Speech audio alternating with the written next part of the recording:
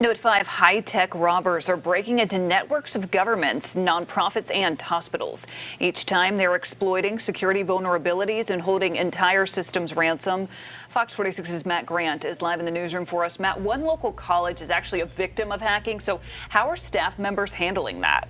Well, Lindsay, Central Piedmont Community College didn't respond to our questions about the updated status of the breach, but officials are telling students it's making plans to resume classes as early as Monday, as the status of the hack still remains unclear.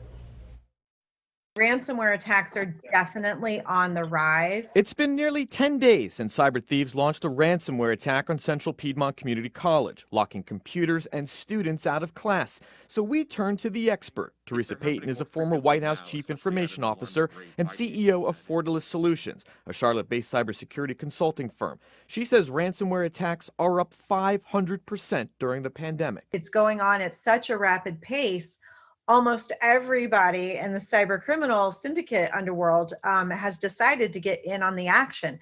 There's actually now whole groups where it's outsourced. They oftentimes don't get caught and don't go to jail. And so there's very high incentive and very low risk. In an open letter to students, the college says it can't share details related to the federal and state investigation, but says so far there's no evidence student or employee personal information was accessed or taken. They can do a lot more than just lock up files. They can destroy files. They can dump files on the internet that are of sensitive nature. So how can you protect yourself? Payton says make sure your data is backed up in a separate place. And if you're a victim, contact the FBI and your computer provider to see if they have decryption keys. Take this as a lesson to prepare for a ransomware event and don't say, gosh, I hope it never happens. Just plan that it could happen and be ready for it.